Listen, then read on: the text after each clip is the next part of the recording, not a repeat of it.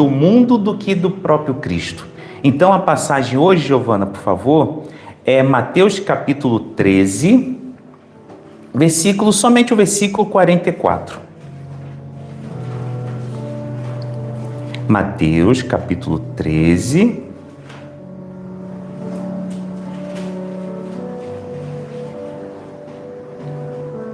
somente o versículo 44. Já está aqui atrás? Mateus capítulo 13, versículo 40. Beleza, obrigado, Giovana. Então tá lá.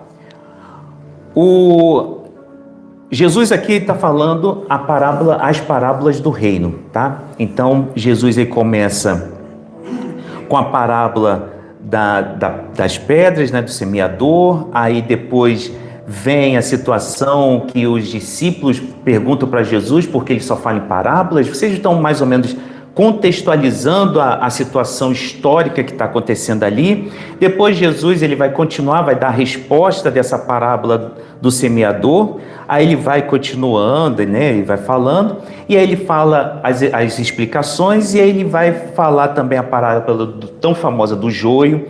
Aí ele vai dar continuidade à parábola do grão de mostarda, e depois ele vai entrar, né, na nossa parábola, que é essa daqui, tá? Então não vou me delongar aqui por causa do tempo, como eu falei. Então tá lá, versículo 44.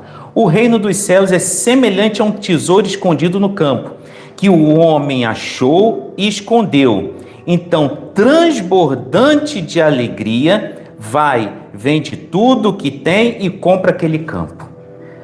Muitas vezes eu tenho escutado, na maioria das vezes, um equívoco no contexto ou no ensinamento de Jesus sobre essa parábola.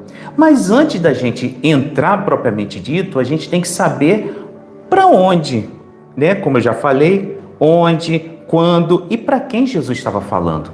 Essas são perguntas básicas que a gente faz no devocional, a gente faz em pregação, a gente faz em qualquer momento, para o texto ele poder saltar, ele poder falar conosco e nos ensinar. Então, nesse simples versículo, como eu falei, ele está ali no Jesus falando, Mateus 13, ele está falando sobre as parábolas do reino, mas Jesus ele está cercado de pessoas. Então, Jesus está no ápice, está no topo ali do ministério dele ali, da caminhada dele. Então, como ele estava muito cercado de muitas pessoas, não só dos discípulos, ele teve que ir para um barco. Tinha um barco ali, então ele teve que ir para aquele barco para que ele pudesse conversar com as pessoas. Porque se ele estivesse ali no meio, no centro, as pessoas iam tocar nele, iam começar a querer que ele fizesse milagres. E ali ele estava ensinando, então ele estava falando. E aí você vai perguntar, mas para quem estava falando? Somente para os fariseus, escribas? Não, ele estava falando para todas as pessoas, principalmente para os seus discípulos, agricultores, pessoas que trabalhavam mesmo em casa, na sua morada, que a gente chama no Brasil de dona de casa. Então ele estava falando para todas essas pessoas mais simples. E aí ele usa o tesouro escondido. André, o que é esse tesouro escondido, essa parábola do tesouro escondido aqui? Por que ele usa esse tesouro? Se na Palestina quem tinha tesouro era mais aquelas pessoas da elite romana e assim por diante. Ou até os próprios fariseus tinham seus tesouros escondidos. Por que ele está falando para pessoas tão pobres, tão humildes, sobre tesouro escondido? Porque, na verdade, a pessoa que era um pouco mais abastada, quer dizer, tinha um pouco mais de poder financeiro, ele guardava seu tesouro onde ele cavava e guardava ele. Mas por que ele fazia isso? Porque naquela altura da Palestina existiam muitas invasões, muitas guerras, muitas situações de conflito. Então, nessa situação de conflito, aquela pessoa que estava ali, muitas vezes por ser jovem ou ter meia idade, ele era chamado para a guerra. Ou alguém invadia o seu campo e estava ali lutando, e se tivesse o tesouro muito visível, ele poderia ser roubado. Então, muitas situações, se a pessoa vivesse numa guerra e voltasse, ele sabia onde o tesouro estava escondido, então ele ia lá e tirava. E vou te falar a verdade, na maioria das vezes a pessoa não voltava. Então ela morria. Então nessa situação, uma pessoa que achasse o tesouro escondido, esse tesouro enterrado, era uma alegria, não era sorte, era um verdadeiro milagre. Era um milagre. Como? Então hoje a gente tem banco, então hoje a gente tem vários bancos, não vou fazer promoção ou propaganda de ninguém, mas a gente tem vários bancos que a gente deixa lá na nossa poupança no banco, mas naquele tempo era debaixo da terra, tá bom? Então você tem uma ideia do que estava acontecendo ali, por que Jesus utilizou essa parábola dessa maneira. Então as pessoas estavam percebendo o que Jesus estava fazendo, mas antes da gente poder expor a parábola e a gente sentir não só uma emoção, mas sentir a profundidade dela, a gente tem que saber o diagnóstico. A gente tem que saber o que gera uma alegria para a sociedade. E muitas vezes, como eu falei, está sendo inserida no nosso meio cristão. Então, a sociedade, ela, como eu falei, ela tem uma percepção, uma observação equivocada do que é alegria. Alegria é algo que me satisfaz, independente se é pequeno, curto, médio ou longo prazo. Não importa, eu tenho que ter uma alegria o tempo todo. Se eu não tiver alegria, eu não estou bem, eu estou mal. E as pessoas olham para mim, para você e falam assim, essa pessoa tá para baixo, está em depressão, está ansiosa, está com vários tipos de doença psicológica ou psicossomáticas. Mas Jeremias, lá no capítulo 2, versículo 13, ele fala algo tão bonito. Se você quiser colocar aqui atrás, Giovana, eu te agradeço. Jeremias, capítulo 2, versículo 13. Ele fala assim, porque o meu povo cometeu 2 males, abandonaram a mim, a fonte de água viva, e vocês já sabem, porque semana passada eu falei o que é água viva. Se não lembra, entra lá no meu canal e dá uma assistida. Eu sou a fonte de água viva, e cavaram cisternas, poços, cisternas rachadas, que não retém a água. Então não retém o próprio Deus, não retém a própria palavra dele, não retém a própria presença dele. Isso daí tem acontecido nos nossos dias hoje.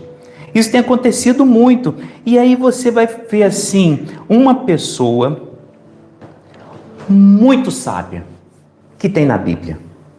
Não tem como você errar. Até uma criança de 4, 5 anos que estuda a escolinha bíblica dominical dele, ele sabe quem eu estou falando, que é o tão famoso rei Salomão. Um homem extremamente rico. E ele escreve, não todo o livro de Eclesiastes, mas muitos capítulos, ou a maioria deles, e em Eclesiastes capítulo 2, no versículo 10, ele fala assim, tudo que os meus olhos desejaram, eu não lhes neguei, ele não se privou disso, ele aproveitou tudo com muita intensidade. Então, Salomão, se você prestar atenção, ele teve poder. Poder, se você vê na primeira epístola de João, fala o quê? Soberba da vida. Se você vê, Salomão aproveitou o quê? Os prazeres da vida. 1000 mulheres. O que João fala lá? Cobiça da carne. É o desejo da carne. Salomão teve dinheiro, muito, o homem mais rico. E o que João fala também? Cobiça dos olhos. É o desejo dos nossos olhos de jogar raspadinha, de fazer lá, ou jogar o Euro Milhões, ou querer sempre mais dinheiro. E aí você vê assim, só que ele não ficou satisfeito no versículo 10. Ele fala no versículo 11 algo mais profundo ainda. Um homem que teve as 3 coisas que a sociedade nossa mais busca. Mais fica alegre, mais bate palma, mais mostra que somos vencedores. Só que nós, de verdade, nós somos derrotados. Quando a gente olha para essas 3 coisas que Salomão e o apóstolo João escreveu, E a gente observa o seguinte, que ele fala um resumo no versículo 11, fala assim: e eis que tudo era vaidade e correr atrás do vento. Quer dizer, eu conquistei, eu ganhei, eu fiz de tudo, eu aproveitei tudo, mas é igualzinho o vento. Você vê o vento? Você sente, muitas vezes, você sente agora algum vento? Não. Se eu ligar a ventoinha, você sente. Você sente o oxigênio? Você muitas vezes nem lembra que está respirando. E Salomão está falando, olha, isso daí é tudo vaidade. É tudo vaidade. E aí, por isso que o primeiro de tudo não é a gente entrar no versículo, é a gente saber a nossa doença. É essa situação, é isso que é a palavra de Deus. E por isso que numa aplicação prática, a gente tem que entender o seguinte: qual é a alegria de açúcar, minha e sua? Qual é? A gente tem alegria de açúcar, que é guardada lá no fundo do nosso coração. E nós somos muito mentirosos, hipócritas, quando a gente fala que não temos nada. E por isso que Paulo fala, mentiroso, aquele que fala que não peca, aquele que fala que não tem erro. E todos nós temos algum tipo de cobiça, algum tipo de desejo. E aí, a gente tem que saber qual é essa alegria de açúcar que dá esse pico de glicemia, que dá esse pico de energia, mas ao mesmo tempo te joga lá para baixo, numa queda de um vazio extremo de alma, onde você fala assim, eu tô que nem Salomão, corri, e eu tô vazio ainda.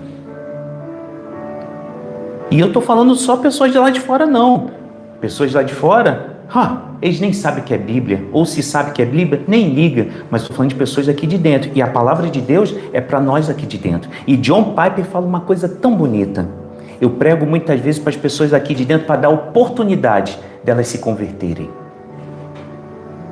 Isso é muito duro, é muito difícil, e aí a gente, na segunda aplicação, a gente tem que ser honesto, olhar para a gente e falar assim,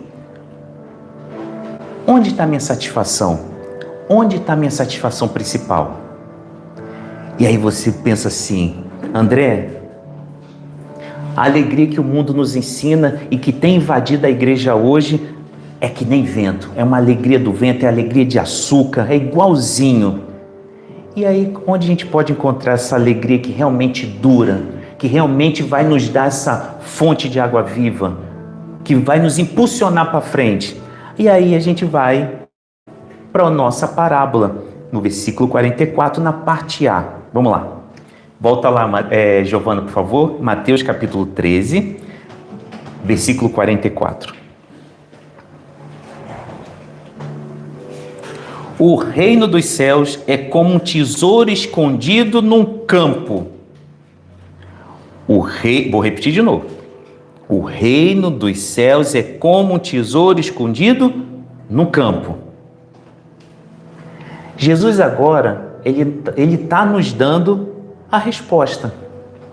André, não, ele não deu a resposta. Deu a resposta, está aqui, ó, a coisa mais bela. A verdadeira alegria não é o que a gente constrói, não é o que a gente compra, não é isso. Jesus está falando que é algo que encontramos. É muito diferente. Quando construímos, a nossa alegria é que nem aquela casa que é colocada ou alicerçada, não numa cofragem falada que é chamada de Jesus Cristo, mas é colocada em cima de areia da Serra da Rábida, da Figueirinha. E qualquer vento, água, tsunami, seja o que for, ela bate e derruba. Quando a gente compra, essa alegria é que nem o iPhone. Tem um iPhone fulano de tal, quando no final do ano já tem que ter o outro iPhone, porque a nossa alegria, ela é temporária. Então eu tenho que ter o sentimento de comprar, de posse, para que aquela alegria, ela me satisfaça. E por isso que quando Jesus fala, olha, André, você acabou de falar para eles, o contexto histórico do tesouro escondido é isso. É você encontrar o tesouro do reino de Deus. É por isso que ela é a parábola as parábolas do reino. É você encontrar o perdão do reino. É você encontrar o amor do reino. É você encontrar a presença do reino. É você encontrar a vivência do reino. É você encontrar o cuidado do reino. Isso você não vai encontrar nem comprando e nem construindo, porque isso tudo vai desmoronar. E aí você fica, agora minha alma, ela começa a perceber, ela começa a conectar. As sinapses do cérebro, ela começa a conectar, ela começa a mandar energia, pulso. Opa! Agora eu consigo perceber por que as pessoas são tão infelizes. Por que as pessoas nunca estão satisfeitas. Por que tem tanta guerra no mundo? Por que tem tanto atrito dentro de um próprio trabalho? E não vou falar só trabalho, dentro da própria família tem competição. E nem vou falar de igreja também. E aí a gente fica, opa! Então a sociedade é tudo passageiro, sim. O tesouro é a pessoa de Jesus Cristo. É isso que ele está falando. É essa alegria. É isso daí que é o mais belo. É esse tesouro escondido. André, mas é complicado. Mas tem tanta coisa bonita, eu sei. Mas se você abrir, não precisa abrir não, tá, Giovana? Eu vou ler aqui no versículo.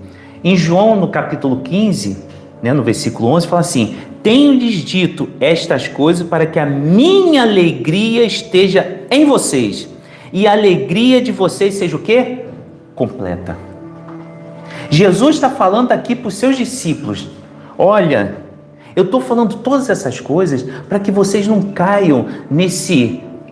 Quando eu era da Força Aérea, eu falava assim, o conto da sereia. Você já viu que a sereia é muito bonita? Ela conta uma historinha em cima de uma pedra, no mar, para aquele pirata ou para aqueles, aqueles navegadores. E aí ela conta uma coisa muito bonita.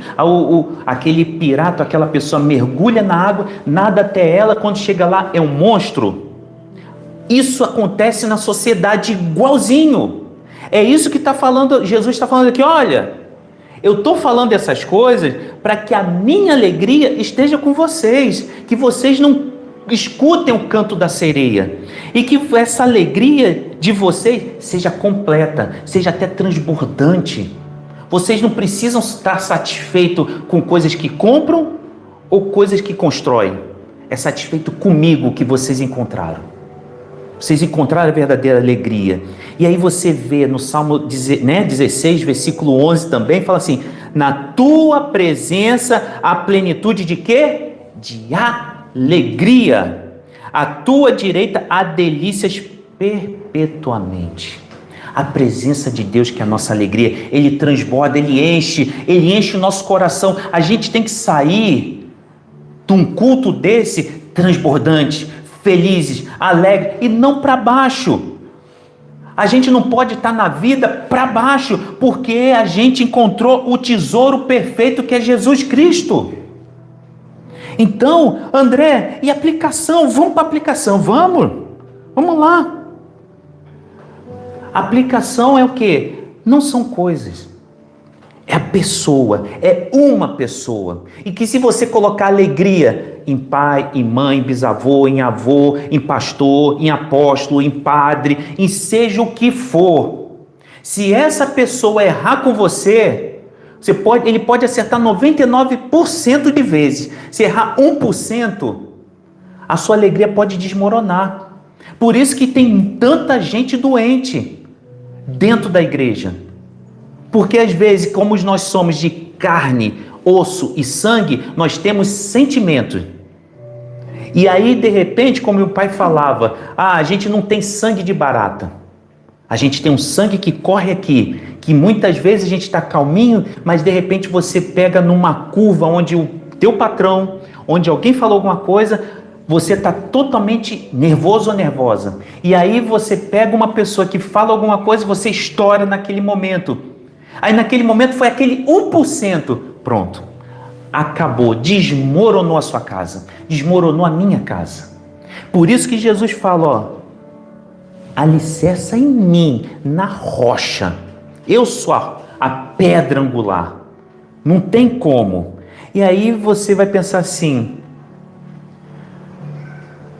André, o que mais eu posso fazer para aplicar esse ponto 1? Peça para Deus, para abrir os nossos olhos. E é olhos mesmo, pessoal. Não é só olhos aqui, não. Esses olhos físicos. Porque meus olhos físicos têm uma limitação de perto. Mas os nossos olhos espirituais, da nossa alma, elas precisam ser abertas. E muitas vezes a gente não quer abrir os nossos olhos. A gente é limitado a querer fazer do nosso jeito. E eu escuto muitas pessoas falando, eu nasci assim, sou assim e vou morrer assim. Então, o que você está fazendo no mundo? Se a gente tem que fazer a diferença, a gente tem que ser sal e luz nessa terra. E aí você tem que falar, Deus, o que eu tenho? O que eu tenho me esforçado? O que eu tenho me esforçado para ter essa alegria, essa felicidade, essa satisfação? Aí Deus vai falar para você de imediato, vai falar assim, não é esforço, é uma revelação da minha presença. É a pessoa do próprio Espírito Santo falando comigo e com você. Por isso que essa intimidade tem que ser algo o tempo todo, não tem que ser algo congelado, uma religiosidade como os fariseus. É algo íntimo, é algo que eu falo sempre, eu rasgo meu coração a Deus, eu choro mesmo, eu falo com Ele, eu converso com Ele. Por quê? Eu sou pessoa limitada. E se eu não fizer isso, mas você é pastor. Pastor também não erra? Pastor não é limitado? Não é de carne e osso? Porque se eu não for, então é um espírito que está aqui. E aí, a gente pensa assim, quando a gente encontra finalmente essa pessoa, que é Jesus Cristo, esse tesouro escondido, aí a gente vai ver os efeitos que acontecem na nossa vida. E quais são esses efeitos dessa alegria, dessa satisfação na nossa vida? Vamos para a parte interessante, que é a parte B, está lá, no versículo 44, tá, Giovana? Continua lá de novo. Quando o homem o encontra, ele o esconde novamente e, cheio de alegria, vende tudo o que tem e compra aquele campo. O grande problema, muitos pregadores têm frisado ou congelado esse versículo na parte de vender. Então a alegria, parece que a alegria dessa pessoa, da parábola que saiu da boca do nosso Senhor e Salvador Jesus Cristo, parece que ele ficou alegre na hora que vendeu. E não é isso. Não é isso que ele está falando. Essa parte ela vai mudar a nossa mente. Por quê? Ele não fica alegre porque vendeu. Ele vendeu tudo porque ele estava alegre. É esse que é o sentido. Na hora que ele encontrou o tesouro escondido, é o versículo a parte A, quando ele encontrou, ele fala o seguinte, quando o homem encontra, ele esconde novamente e cheio de alegria. Quando ele estava alegre? Quando vendeu ou quando encontrou? Quando encontrou. Isso aqui é uma interpretação de texto que muitas pessoas não têm feito certo. Então as pessoas enfatizam o quê? Dinheiro. Não é dinheiro que Jesus está falando. Jesus está falando que ele é alegria. E aquele homem estava tão alegre que ele não estava preocupado com os bens que ele tinha. Ele vendeu tudo. Ele vendeu. Ele não se preocupou se ele ia ganhar menos na venda. Ele estava alegre porque ele já encontrou o tesouro da vida dele. A satisfação da vida dele é o próprio Cristo. Então isso que ensino que é o dinheiro, me desculpe, esquece isso. Isso é heresia, isso é maldade. Estão querendo pegar o dinheiro de nós, irmãos e irmãs, cristãos, discípulos de Jesus Cristo. André, mas a sua igreja nunca vai crescer. Não importa. O importante é a palavra de Deus. Essa que é a importância. Eu não estou preocupado. Eu estou preocupado em chegar um dia na frente do meu Senhor e Ele falar: André, pode entrar. E Ele nunca falar para mim: André, aparta-te de mim, que seu coração sempre pregou coisa errada. Sempre pregou a cobiça de encher a igreja. De ficar lotado, de ter dinheiro, de ter carro, de ter nome. Não é isso. E muita gente tem feito isso daí e tem se corrompido. E aí você fica assim: André, então ele encontrou, ficou alegre e vendeu tudo, não se preocupou. É isso. E aí tem um grande problema. Esse que é o grande problema, é o grande perigo. Que muitas vezes a gente acha que a gente seguir a Cristo, ser discípulo de Cristo e ter Cristo como pessoa, como Senhor e Salvador das nossas vidas, é uma renúncia muito grande, é algo que a gente está fazendo um sacrifício. Me desculpe, a gente está pensando igualzinho o discípulo apóstolo Pedro. Não, André, aonde está escrito isso? É só você abrir em Marcos capítulo 10, versículo 28. Está lá escrito. Ele diz a Jesus que nós deixamos, Pedro falando, eis que nós deixamos tudo e seguimos o Senhor. Pedro está com um tom, sabe de quê? De autopiedade. Eu sou um pobre coitado, Senhor. Nós estamos sofrendo, a gente tem que ficar pedindo coisas para sobreviver, a gente tem que ficar fazendo tantas coisinhas, temos que pregar, mas as pessoas não escutam, as pessoas, falam mal de todos nós, a gente tem que ficar aqui protegendo o Senhor. Eu larguei minha esposa, eu larguei minha sogra, eu larguei tudo para ficar com o Senhor. Ai, coitadinho de Pedro, coitadinho de todos nós, não é verdade? Uma autopiedade que eu escuto aí fora. Só que Jesus, ele fala assim, Ele chega, Jesus corrige Pedro de uma forma imediata. Ele fala assim: pois é, Fala assim, ele diz: em verdade lhes digo que não há ninguém que tenha deixado casa por minha causa que não receba, aí claro, vai continuando, que não receba já no presente 100 vezes mais, e no mundo vindouro a vida eterna. Jesus está falando o seguinte: olha, para sociedade, para a igreja cristã, de ser coitadinha. Não existe coitado. Vocês me seguem, vocês são meus discípulos porque vocês me amam, vocês encontraram o verdadeiro tesouro. Esse é o tesouro da vida eterna. Se vocês não largam casa, carro, telemóvel, avião, dinheiro, tudo isso por mim, vocês não renunciam, vocês não ficarem alegres com o tesouro encontrado e vendeu tudo, então olha, não serve para ser meus discípulos. Eu só vou falar para vocês no dia do juízo: aparta-te de mim, que eu nem vos conheço. Ah, mas eu expulsei, eu curei, eu preguei, tudo em seu nome, Senhor. Não, aparta-te de mim, que eu nem vos conheço. E Jesus vai fazer isso, não duvide. E aí você vê assim, que Jesus está ensinando para Pedro e está ensinando para mim e para você, que a gente, muitas vezes a gente fica fazendo conta do que é o Evangelho, o que é seguir a Cristo, o que é o próprio senhorio e salvação de Cristo. A gente faz conta, a gente fica colocando: eu dei o dízimo, eu fiz o meu devocional, eu orei 3 vezes, eu jejuei 2 vezes por semana, eu subi ao monte, eu fiz isso, eu estudei, eu li, eu fiz mestrado, doutorado, eu fiz tudo. Só que Jesus está falando: não, você fez as contas totalmente erradas. O Evangelho, o reino de Deus, Pedro, André, é o seguinte: não é um negócio, é graça, é eternidade. É isso daí. Você perde para você ganhar. Você se humilha para eu ser exaltado. É uma inversão. É uma inversão do que está sendo pregado hoje na igreja cristã. totalmente. Uma inversão de valores. Que se você for ler, a gente está muito longe de Cristo. E quando eu falo longe, não é IBAC. Estou falando da igreja mundial. Está muito distante. E aí você fala, André, e aplicação prática? É aquela situação. A gente não pode ficar lutando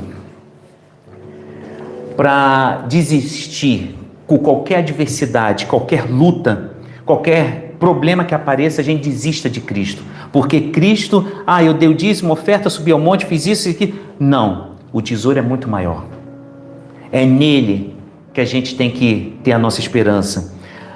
Quando a gente sentir ter esse sentimento de autopiedade, como Pedro teve lá em Marcos, como a gente leu, a gente começa a perder o foco de Cristo, da pessoa de Cristo. Automaticamente, o Espírito Santo está te alertando. Acorda, André, acorda, homem. Volta. Lembre-se que o foco é o tesouro escondido que você encontrou. Não existe autopiedade. Não existe. Autopiedade é para fora. É para não cristão. Para você que é cristão, meu discípulo, não existe isso. Você larga tudo, vende tudo, achou o tesouro. E aí a gente vai ver que essa alegria superficial que a sociedade nos ensina, a gente começa a perceber, a aprender na ceia do Senhor, no ministério de Jesus, a gente aprende na oração, no devocional, na palavra de Deus, a gente aprende com o próprio Deus que é um ganho, não é uma perda. Enquanto a sociedade e muitas igrejas evangélicas nos ensinam que seguir a Cristo, amar a Cristo, encontrar o tesouro é uma perda, a palavra de Deus fala que é um ganho, é uma riqueza, é um milagre. E aí, para concluir, a gente tem que pensar sempre que a nossa descoberta hoje, essa tristeza que de repente você vê para a igreja hoje, triste, cabisbaixo, desmotivado, pensando em alguma situação que possa acontecer durante a semana, não sei. Mas essa tristeza, ela vai se transformar em alegria, não uma alegria de como um carnaval, como aconteceu, né? Antes de ontem fui no shopping e aí estava lá a Patrícia, o Nuno e uma irmã de outra igreja e a gente sentou lá, comemos, foi muito legal, mas eu fiquei tão abismado que as pessoas estavam alegres, todas fantasiadas com essas características do Dia das Bruxas, esses negócios aí. Então, isso daí é tudo superficial, isso passa. Aquela pessoa, quando tirar aquela máscara e ela se colocar de frente para o espelho, ela vai voltar a ver o quanto ela é feia, mesmo sendo a Miss Universo. E aquela máscara é só para enganar, é só para mostrar ali. Então a gente vai lá. A nossa descoberta é que Jesus Cristo é o nosso tesouro. É Ele que completa os nossos vazios da nossa alma. Ele é luz para a nossa vida. Ele é a troca mais gloriosa, onde a gente estava perdido. Onde a gente joga tudo para o mundo e a gente fala assim, Jesus, o Senhor é o mais importante. Essa é a troca mais graciosa, gloriosa, mais majestosa que existe. Não tem outra. E aí, eu sempre gosto dessa frase. Jesus sempre vai fazer o convite para a gente. Mas o convite de Jesus é muito radical. Muito. É sempre assim, vai, doa tudo, dê tudo e me siga. Vai, pega a sua cruz e vem, me siga. E Jesus está falando o seguinte aqui, olha, nessa parábola. Vende tudo, perde tudo. Eu estou convidando para você. Não corre atrás de vento não, André. Não corre atrás de vento não. Isso daí não vai te fazer bem, isso vai te fazer o mal. Você vai parecer Salomão na sua velhice, sabendo que perdeu a minha presença, a majestosa presença do Rei dos Reis, o Senhor dos Senhores, o Rei da Glória. É isso daí, olha, o único tesouro que vai satisfazer a tua alma, onde você, independente se você está em abundância, em escassez, se você está na altura ou você está lá para baixo, sou eu. E é por isso que a gente aprende com Paulo, para a gente finalizar. Posso todas as coisas naquele que me fortalece, Filipenses 4,13. É essa que é a beleza, é uma pessoa que presa, percebeu, entendeu, observou e colocou em prática tudo sobre a parábola do tesouro escondido. E aí, só para você levar para casa e você conversa com Deus, você já encontrou a alegria que vale mais do que tudo o que você tem? Feche seus olhos. Senhor, muito obrigado por esse momento tão especial, esse momento de estarmos juntos aqui aprendendo da Tua Palavra.